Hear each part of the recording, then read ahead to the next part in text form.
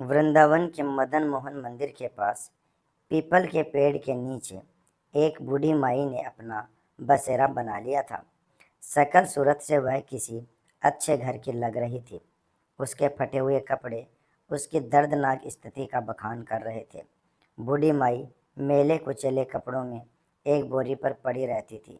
मंदिर में जो श्रद्धालु दर्शन करने आते वो बूढ़ी माई को थोड़ा बहुत प्रसाद दे जाते या कोई राह चलता उस पर तरस खाकर कुछ खाना दे जाता, जिससे उसका गुजारा हो रहा था। कल्पित हर वर्ष अपने माता पिता की बरसी पर मंदिर में आता और गरीबों को भोजन दिया करता। उसके माता पिता नदी में डूबकर मर गए थे। बीएससी करने के बाद उसे एक अच्छी नौकरी मिल गई थी। अब वह एक कंपनी में बहुत अच्छे पद पर कार्यरत था। रविवार की छुट्टी वह अपने दोस्तों के साथ घूमने में बिता देता था। आज उसके माता पिता की बरसी थी, इसलिए वह आज मंदिर में गरीबों को भोजन करवाने आया था। सभी गरीबों को खाना देने के बाद उसकी नज़र पेड़ के नीचे बैठी बूढ़ी माँ की ओर गई। कल्पित बड़े स्नेह से बूढ़ी माई को देखने लगा। फिर बूढ़ी माई के पास जाकर बोला, माई खाना खाओगी? लेकिन बूढ़ी माई काफ़ी उदास थी, इसलिए उसने कोई जवाब नहीं दिया। फिर कल्पित बोला, अच्छा ये मंदिर का प्रसाद है, यह तो खा लो। बूढ़ी माई ने उसकी ओर देखते हुए अपना हाथ आगे बढ़ा दिया। बूढ़ी माई के साथ साथ कल्पित भी थोड़ा सा प्रसाद खाने लगा और बूढ़ी माई के पास ही बैठ गया। प्रसाद खाते खाते वह बूढ़ी माई से पूछने लगा, माई आप इस पेड़ के नीचे कैसे बैठी हुई हैं? बूढ़ी माँ ने ठंडी सांस लेते हुए कहा, अरे बेटा, अब यह पेड़ ही मेरा घर है। पहले मैं मथुरा में रहती थी, वहाँ मेरा अपना एक बड़ा सा घर है। मेरे पति की मृत्यु हो चुकी है। जब तक मेरे पति जीवित थे तब तक मुझे रानी की तरह रखते थे, परंतु पति की मौत के बाद धीरे धीरे अपने ही बेटे बहू को मैं खटकने लगी। बहू तो मेरा चेहरा भी नहीं देखना चाहती थी। एक दिन मेरा बेटा मुझे बोला, चलो माँ, आज तुम्हें वृंदावन घुमा कर लाता हूँ। मदन मोहन मंदिर चलते हैं और दर्शन करके आते हैं। मेरा बेटा मुझे अपनी कार में बिठा कर लाया था और मुझे इस मंदिर के किनारे बिठाकर यह कहकर चला गया कि कुछ ज़रूरी काम से जा रहा हूँ, 2 घंटे लग जाएंगे आने में। मैंने तो बेटे से कहा था कि मुझे भी साथ ले चल, परंतु वह नहीं माना। देखते देखते आज 2 महीने हो गए। इंतज़ार करते करते मेरी आंखें फतरा गई, परंतु ना तो मेरा बेटा आया, ना ही उसकी कोई खबर। अब मैं समझ चुकी हूँ कि मेरा बेटा यहाँ मुझे क्यों लेकर आया था, क्योंकि उसकी पत्नी मुझे बिल्कुल भी पसंद नहीं करती थी। इसीलिए मुझसे छुटकारा पाने के लिए मुझे यहाँ कन्हैया की शरण में छोड़कर चला गया। यह कहते कहते बूढ़ी माई की आंखें नम हो गई और चेहरा मुरझा गया। कल्पित के मन में उसकी स्वर्गवासी दादी और माँ की छवि एक साथ उभर आई और आंखों में आंसुओं की बूंदें छलक आई। गरीबों को खाना बांटने के बाद जो खाना बचा था उसने झट से निकाला और बूढ़ी माई की चादर पर रख दिया। एक निवाला तोड़ा और बूढ़ी माई के मुंह में डाला और खुद भी खाने लगा। उसे ऐसा एहसास हो रहा था कि मानो वह अपने किसी परिवार के सदस्य के साथ खाना खा रहा हो। वो बूढ़ी माई के साथ कुछ देर बैठकर बातें करता रहा। अपने माता पिता की मृत्यु के बाद वह एकदम अकेला पड़ गया था। बिना माता पिता के उसे अपना घर ही काटने को दौड़ता था, इसलिए वह अपने घर में रहना ज़्यादा पसंद नहीं करता था। किसी किसी दिन तो वह अपने घर में कदम भी नहीं रखता था। दोस्तों के साथ घूमकर अपने दर्द को कम करने की कोशिश करता था, परंतु आज जब उसने बूढ़ी माई से थोड़ी देर के लिए बातचीत की तो उसे एक अपनापन सा महसूस हुआ।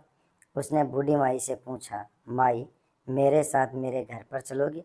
बूढ़ी माई ने कहा, बेटा, जब मेरा अपना बेटा ही मुझे नहीं रख सका तो तू मुझे अपने घर में जाकर क्या करेगा? जब मेरा अपना बेटा ही मेरा ना रहा तो मैं दूसरों से क्या उम्मीद लगाऊंगी? रहने दो बेटा, मुझ पर दया मत करो। मैं यहीं मदन मोहन की शरण में रहकर अपना जीवन गुजार लूँगी।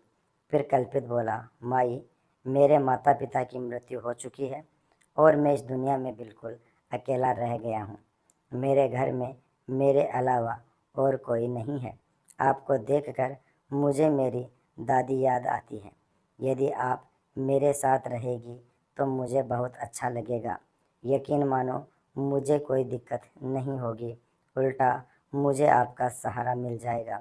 दिन भर के काम के बाद जब मैं घर लौटूंगा तो कम से कम देखने के लिए आपकी सूरत तो होगी।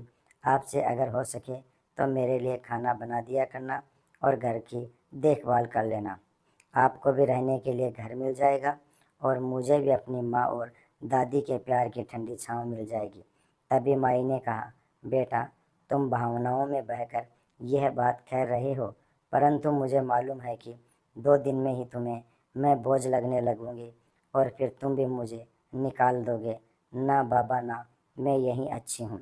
अपने मदन मोहन की शरण में माई, क्या किसी को अपने माता पिता भी बोझ लगते हैं?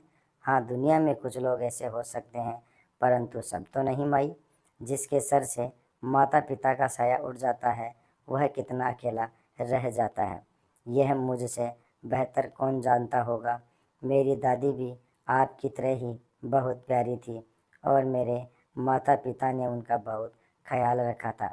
मैं भी उनसे बहुत प्यार करता था, परंतु आज मेरे घर में कोई नहीं है। मुझे मेरी माँ और दादी की बहुत याद आती है। आप में मुझे अपनी दादी की छवि नज़र आती है। मैं विश्वास दिलाता हूँ कि मैं आपको कभी भी बोझ नहीं समझूंगा। गहरी सांस लेते हुए कल्पित बोला। बूढ़ी माई का भी गला भर आया था और उसकी आंखों में आंसू आ गए। बूढ़ी माई कुछ बोल ना सकी। कल्पित ने माई का हाथ पकड़ा और बोला, चलो माई, अब ज़्यादा मत सोचो, रात होने वाली है, अब आप अपने घर चलोगे। कल्पित ने जैसे ही बूढ़ी माई का हाथ पकड़ा तो माई ने उसके चेहरे की ओर देखा। कल्पित की आंखों में माई को सच्चाई नजर आ रही थी। उन्हें लगा शायद कृष्ण जी ने ही कल्पित को उसके पास भेजा है। कल्पित ने माई को अपनी बाइक पर बिठाया और उसे अपने घर ले गया। इस घटना को आज 4 महीने हो चुके थे। कल्पित अब नियमित समय पर घर लौट आता और माई उसके लिए खाना बनाकर उसके आने की प्रतीक्षा करती थी। जब वह थक कर सो जाता तो उसके सर पर स्नेह भरा हाथ रखती थी। सुबह कल्पित के उठने से पहले ही माई कृष्ण जी की पूजा कर लिया करती और कल्पित का नाश्ता बनाकर रख देती। अब माई को अपना घर मिल गया था और कल्पित को अपनी दादी और माँ का सच्चा प्यार। दोनों एक साथ एक दूसरे का साथ पाकर बहुत खुश थे। उस रात कल्पित काफ़ी देर से सोया और अगले दिन जब सुबह ऑफिस जाने का समय हुआ तब तक उसकी नींद पूरी नहीं हुई थी। अचानक कल्पित ने अपने माथे पर ठंडी उंगलियों का स्पर्श महसूस किया। उसे ऐसा महसूस हुआ कि उसकी माँ उसे बड़े प्यार से जगा रही है। दोबारा जब वही स्पर्श उसने अपने चेहरे पर महसूस किया तो वह नींद से जाग गया। उसने आंखें खोली तो सामने देखा कि माई पूजा करने के बाद खुशबू भरे हाथों से उसके माथे और बालों को सहला रही थी, जैसा उसकी माँ हमेशा किया करती थी। कल्पित ने माई का हाथ अपने हाथों में लेकर अपने होठों से चूमा और वापस उस हाथ को अपने माथे पर रख दिया और बोला, माई, आपका आशीर्वाद मुझे जीवन भर के लिए चाहिए। माई ने आंखें बंद करके कृष्ण जी को धन्यवाद दिया कि उन्होंने उसे कल्पित से मिलाया और फिर बोले, बेटा, ऑफिस जाने का समय हो गया है। फिर कल्पित बोला, माई, मैंने अपने दोस्तों के साथ मिलकर एक छोटी सी फैक्ट्री खोलने का फैसला किया है। आज मैं ऑफिस नहीं जाऊंगा, बस इस फैक्ट्री की शुरुआत करनी है। आज 11 बजे हम फैक्ट्री की पूजा करेंगे और वह पूजा आपके हाथों से ही होगी। आप तैयार रहना। यह सुनकर माई बड़ी खुशी से बोली, बेटा, तुमने बिल्कुल सही फैसला लिया है। वक्त के साथ और भगवान के आशीर्वाद से तुम्हारी ये छोटी सी फैक्ट्री भी एक बहुत बड़ी फैक्ट्री में बदलेगी। यह मेरा विश्वास है और मेरा आशीर्वाद हमेशा तुम्हारे साथ है। ऐसा कहते हुए माई की आंखों में आशा की एक नई किरण दिखाई देने लगी। कल्पित ने अपने दोस्तों के साथ मिलकर फैक्ट्री खड़ी कर दी। उन सभी की मेहनत के कारण फैक्ट्री की प्रगति बहुत तेजी से हो रही थी। कल्पित अब एक और नई फैक्ट्री शुरू करने का विचार कर रहा था, जिस कारण वह और भी ज़्यादा व्यस्त होता जा रहा था। एक दिन माई बोली, बेटा, तुम तो अपने जीवन में बहुत ज़्यादा व्यस्त होते जा रहे हो, परंतु यह बात याद रखो कि केवल काम ही जीवन का उद्देश्य नहीं होता। तुम्हें काम के लिए भी एक सहारे की आवश्यकता है। क्यों ना एक अच्छी सी लड़की ढूंढकर तुम्हारी शादी कर दी जाए। माई की बात कल्पित को भी उचित लगी। वह बोला, अरे हाँ माई, अपनी ज़िंदगी में मैं इतना व्यस्त हो गया कि इस बारे में कभी बात करने का समय ही नहीं मिला। मेरी निगाह में एक लड़की है, खुशी, जो मुझे बहुत पसंद है, लेकिन मैंने उससे कभी बात नहीं की। खुशी कल्पित की माँ की सहेली की बेटी है, जो पढ़ाई पूरी करने के बाद इस शहर में नौकरी कर रही थी। कल्पित की उससे मुलाकात कभी कभार हो जाती थी।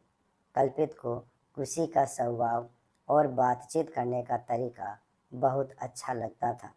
माई कल्पित के साथ खुशी के घर गई, उसके माता पिता से बातचीत की। वह कल्पित और खुशी की शादी का प्रस्ताव रखा।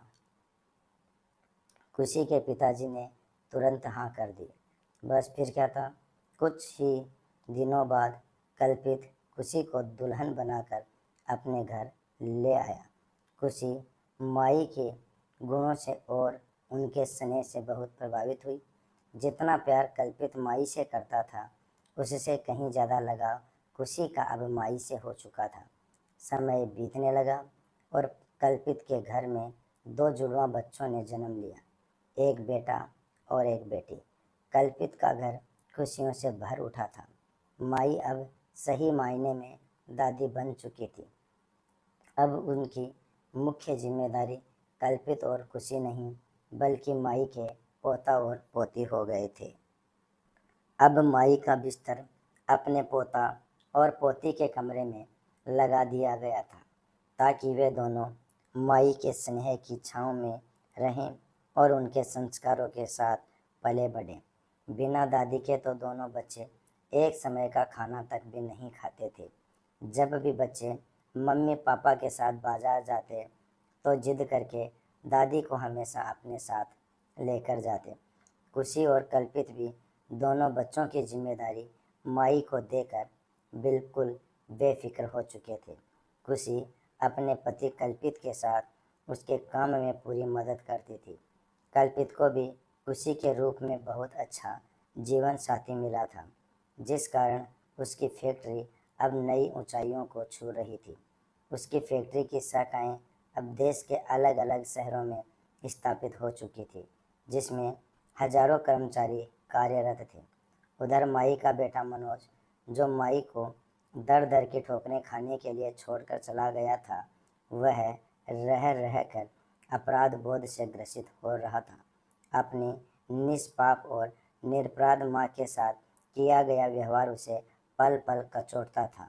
अपने घर में झगड़ों से दुखी होकर और अपनी पत्नी के साथ सुखी जीवन जीने की चाह में उसने अपनी माँ का त्याग कर दिया था, परंतु उस दिन के बाद से उसका मन बहुत दुखी हो रहा था, जिसे वे किसी से भी साझा नहीं कर पा रहा था।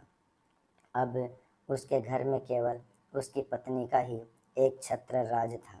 अब वह अपनी मर्जी के अनुसार खर्च करती थी और दुकान में से मन मर्जी का पैसा निकालती थी, परंतु व्यवसाय से लगातार पैसा निकालने के कारण उसका जमा जमाया व्यवसाय, जो कि उसके पिता के द्वारा खड़ा किया गया था, गाठे में जाने लगा था।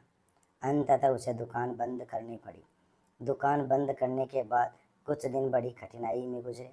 अब मनोज और उसकी पत्नी को आटे दाल का भाव मालूम पड़ने लगा था। फिजूल खर्ची तो दूर की बात थी, अब उनके पास घर खर्चे और बच्चों की आवश्यकता ही पूरी करने के लिए पैसा नहीं था। मनोज का एक मित्र, जो एक बड़ी कंपनी में कार्यरत था, उसने अपनी सिफारिश पर उसकी नौकरी अपनी कंपनी में ही लगवा दी और इस तरह मनोज के जीवन की गाड़ी थोड़ी थोड़ी चलने लगी। मनोज अब कंपनी में बहुत मन लगाकर काम कर रहा था, जिस कारण उसे फैक्ट्री में बहुत मान सम्मान मिलने लगा। अब वह फैक्ट्री का एक महत्वपूर्ण कर्मचारी बन चुका था। मनोज की कंपनी में स्थापना दिवस पर वार्षिक महोत्सव मनाया जाना था। सभी कर्मचारियों को उनकी काबिलियत के आधार पर पुरस्कार वितरित किया जाना था। मनोज को भी अपनी मेहनत और योग्यता के आधार पर पुरस्कार दिया जाना था, जो कि उसकी कंपनी के मालिक के द्वारा दिया जाना था। नियत तिथि पर पुरस्कार वितरण समारोह शुरू हुआ और यह पहली बार था कि जब कंपनी का मालिक अपने सभी कर्मचारियों से रूबरू हो रहा था। आज का दिन मनोज के लिए बहुत खास था। मैनेजिंग डायरेक्टर अपनी पत्नी, माँ और बच्चों के साथ समारोह में आए थे। जब समारोह शुरू हुआ और पुरस्कार के लिए कंपनी के डायरेक्टर साहब से अनुरोध किया गया, तो वे स्टेज पर आए और कहने लगे कि आज हमारी कंपनी के लिए एक बहुत बड़ा दिन है, परंतु आज हमारी कंपनी जिस स्थिति में है वह केवल और केवल हमारी माताजी के आशीर्वाद से ही है। यदि माताजी की प्रेरणा न होती तो ना तो आज यह कंपनी होती और ना ही मैं इस पद पर होता। इसलिए पुरस्कार वितरण करने के लिए मैं माताजी को बुलाना चाहूँगा। माताजी, कृपया आप स्टेज पर आइए और अपने हाथों से सभी योग्य कर्मचारी को पुरस्कार वितरित कीजिए। कल्पित के बुलाने पर माई स्टेज पर आई और उनकी आंखों से अश्रुधारा बह निकली। कर्मचारियों का नाम अनाउंस किया गया और माई उन्हें एक एक करके पुरस्कार देती रही। तभी एक नाम का अनाउंसमेंट हुआ, जिसे सुनकर माई के चेहरे पर ना जाने कितने भाव एक साथ आ गए। मनोज शर्मा। सामने से आने वाला व्यक्ति भी कुछ जाना पहचाना लग रहा था। माई ने ध्यान से देखा तो सचमुच में उनका बेटा ही था मनोज, जो उन्हें तीर्थ यात्रा का झांसा देकर बड़ी ही बेदर्दी से छोड़ गया था, जिसे बाद में अपनी माँ का ख्याल तक नहीं आया। माई सोचने लगी कि अब तक तो शायद मैं तड़प तड़प कर मर गई होती यदि मेरा बेटा कल्पित मुझे ना ले जाता। प्यार और नफरत के भाव एक साथ माई के चेहरे पर उभर आए। माई को ऐसा महसूस हुआ कि जैसे दुनिया बड़ी तेजी से घूम रही है। बड़ी मुश्किल से उन्होंने खुद को संभाला और किसी अपरिचित की तरह मनोज को पुरस्कार थमा दिया और अपना मुंह दूसरी तरफ फेर लिया। मनोज ने ध्यान से देखा। पुरस्कार देने वाली महिला कोई और नहीं, उसकी अपनी माँ थी। देखते ही उसके पसीने छूटने लगे और वह अपनी माँ के पैरों में गिर पड़ा। उसे विश्वास नहीं हो रहा था कि उसकी माँ, जिसे उसने दर दर की ठोकरें खाने के लिए छोड़ दिया था, आज इतने बड़े साम्राज्य की मालकिन है। मनोज ने अपनी माँ से हाथ जोड़कर माफ़ी मांगी और कहा, मेरे साथ चलोगी? अपने घर चलेंगे। कैसा घर? कैसी माँ? मेरा बेटा तो उसी दिन मर चुका था जिस दिन वह मुझे मंदिर के बाहर छोड़कर चला गया था। आज ना मैं तुम्हारी माँ हूँ और ना ही तुम मेरे बेटे, कहकर बूढ़ी माई पुरस्कार वितरण को बीच में ही छोड़कर अपनी कुर्सी पर जाकर बैठ गई। मनोज माफ़ी मांगता रहा, लेकिन माई ने उसकी तरफ देखा तक नहीं और कल्पित के साथ घर वापस चली गई।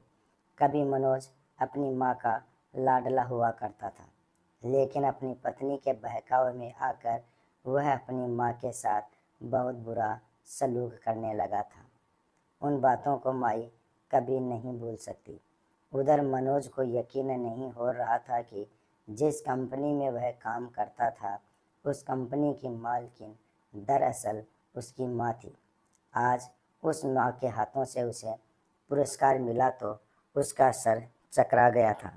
माँ के द्वारा उसकी घोर अपेक्षा और पाप कर्मों के कारण उसके दिल में न जाने कितने ही घाव हो चुके थे।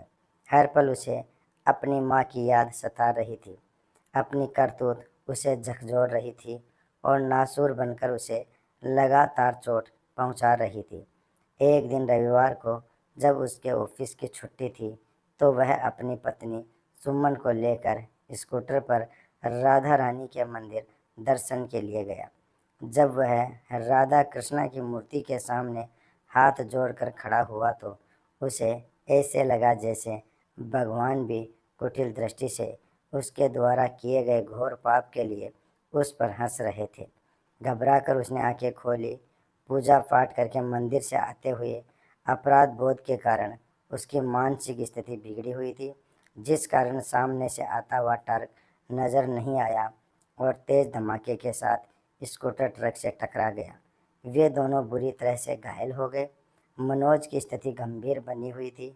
उसके पैर की हड्डी टूट चुकी थी और उधर उसकी पत्नी सुमन को पैरालिसिस हो चुका था। जब उसे होश आया तो वह दहाड़े मारकर रोने लगी। अब घर पर दोनों बच्चों की देख रेख के लिए कोई नहीं था। सुमन के मायके से उसके भाई भाभी उसका पता करने के लिए आए, परंतु थोड़ी देर हाल चाल पूछकर वे दोनों चलते बने। मनोज के दोस्त ने सारी घटना की जानकारी कंपनी के मालिक कल्पित को दी। जब कल्पित फ़ोन पर उससे बात कर रहा था तो माई वहीं बैठकर उसके साथ चाय नाश्ता कर रही थी। मनोज शर्मा का नाम सुनकर माई चौंक उठी। उसने कल्पित से पूछा कि क्या हुआ, किस बारे में बात हो रही थी। तो कल्पित ने सारा हाल कह सुनाया कि उसकी कंपनी के एक कर्मचारी मनोज शर्मा का एक्सीडेंट हो गया है और वह गंभीर रूप से घायल है। यह सुनकर माई रोने लगी। कल्पित ने जब माई से उसके रोने का कारण पूछा तो माई ने सारी बात कह सुनाई। तब कल्पित ने कहा, माई, कर्मों का फल तो भोगना ही पड़ता है। उसने जैसे कर्म किए थे उसे फल तो मिलना ही था, लेकिन माई का दिल अंदर ही अंदर अपने बच्चों के लिए तड़प रहा था। उसके बेटा बहू लाचार होकर बिस्तर पर पड़े थे, इसलिए माई ने कहा कि मैं थोड़ा समय अपने बेटे बहू के पास जाना चाहती हूँ, कुछ दिनों बाद वापस आ जाऊँगी। कल्पित ने भी हामी भर दी और माई को बहुत से पैसे देकर उनके बेटे बहू के पास छोड़ आया। माई ने अपने बेटे और बहू को एक अच्छे से अस्पताल में भर्ती करवाया, जहां उनका पूरा ध्यान रखा जाने लगा। उनके बच्चों को संभाला और साथ साथ उनकी दुकान को भी फिर से खड़ा किया। जो पैसे कल्पित ने दिए थे उन पैसों को माई ने अपने बेटे बहू की गृहस्थी संभालने में लगाया। हर कदम पर कल्पित ने माई की पूरी मदद की। एक और मनोज की तबीयत अब कुछ सुधरने लगी थी और दूसरी ओर उसका कारोबार भी पहले की तरह चमक उठा था। उनकी गृहस्थी को कुछ ही समय में माई ने व्यवस्थित कर दिया था। जब उन दोनों की अस्पताल से छुट्टी हुई और वह घर लौटे तो वह दोनों माई से माफ़ी मांगने लगे। वह अपने किए पर शर्मिंदा थे। माई की बहू बोली, माता जी, जिसे हमने घर से बाहर निकाल दिया था वही आज इस घर में लक्ष्मी बनकर आई है। माता जी, मैं आपको समझ नहीं पाई। हम लोगों ने आपका अनादर किया है। हमारी इस करने की सज़ा हमें आज मिली है। माई ने भी उन दोनों को माफ़ कर दिया और अपने पोता पोती को खूब दुलार किया। कुछ दिन और वहाँ रहने के बाद माई ने कहा, अब तुम दोनों की तबीयत ठीक हो चुकी है और तुम अपनी गृहस्थी को संभाल सकते हो। तुम्हारी दुकान भी खूब अच्छी चल रही है, इसलिए अब मैं चलती हूँ। मेरा बेटा और मेरा परिवार मेरा इंतज़ार कर रहा है। यह कहकर माई ने अपना बैग तैयार कर लिया। बेटा बहू ने माई को जाने से रोकने की बहुत कोशिश की, परंतु अम्मा ने कहा, मेरा बेटा कल्पित मुझ पर जान छिड़कता है। अब वही मेरा बेटा है, इसलिए अब मुझे जाना ही होगा बाहर। कल्पित माई को लेने के लिए पहले ही गाड़ी लेकर आ चुका था। उन दोनों ने बहुत मनाया, परंतु माई नहीं रुकी और चल दी। दोस्तों, वीडियो पसंद आया हो तो लाइक और शेयर ज़रूर कर देना।